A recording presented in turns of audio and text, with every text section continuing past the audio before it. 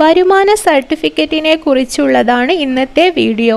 വിദ്യാഭ്യാസ ആവശ്യങ്ങൾക്ക് അല്ലെങ്കിൽ ജോലി ആവശ്യങ്ങൾക്ക്, അതുമല്ലെങ്കിൽ തദ്ദേശ സ്ഥാപനങ്ങളിലെ പെൻഷൻ അല്ലെങ്കിൽ ബാങ്ക് ലോൺ എന്നിവയ്ക്കെല്ലാം വരുമാന സർട്ടിഫിക്കറ്റ് ആവശ്യമാണ്.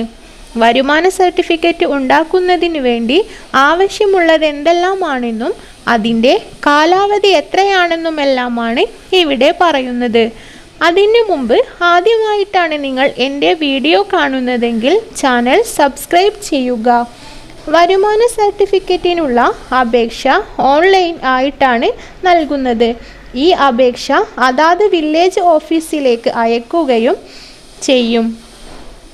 നിങ്ങൾക്ക് സംസ്ഥാനത്തിനകത്തുള്ള ആവശ്യത്തിനാണ് വരുമാന സർട്ടിഫിക്കറ്റ് ആവശ്യമുള്ളതെങ്കിൽ ഈ അപേക്ഷ വില്ലേജ് ഓഫീസർ പരിശോധിച്ച് ഇഷ്യൂ ചെയ്യും.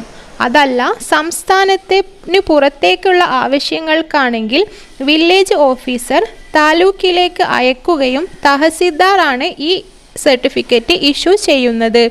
ഈ സർട്ടിഫിക്കറ്റിൻ്റെ കാലാവധി 1 വർഷമാണ്.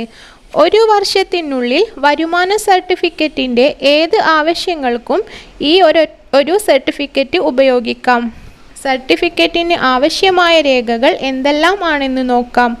അപേക്ഷകൻ്റെ ആധാർ കാർഡ്, റേഷൻ കാർഡ്, സ്ഥലത്തിൻ്റെ നികുതി അടച്ച റെസിപ്റ്റ് എന്നിവയെല്ലാമാണ് ആവശ്യമുള്ളത്. സ്ഥിരതാമസമുള്ള വില്ലേജിലേക്കാണ് അപേക്ഷ സമർപ്പിക്കുന്നത്. ഗവൺമെൻറ് ജോലി ഉള്ളവർ സാലറി സർട്ടിഫിക്കറ്റ് കൂടി സബ്മിറ്റ് ചെയ്യേണ്ടതാണ്. ഇൻകം ടാക്സ് അടക്കുന്നവർ ഇൻകം ടാക്സ് റെസിപ്റ്റും അപ്ലോഡ് ചെയ്യേണ്ടതാണ്. ഈ വീഡിയോ നിങ്ങൾക്ക് ഉപകാരപ്രദമാണെന്ന് കരുതുന്നു. കൂടുതൽ വിവരങ്ങൾക്ക് വേണ്ടി ചാനൽ സബ്സ്ക്രൈബ് ചെയ്യുക, ഷെയർ ചെയ്യുക.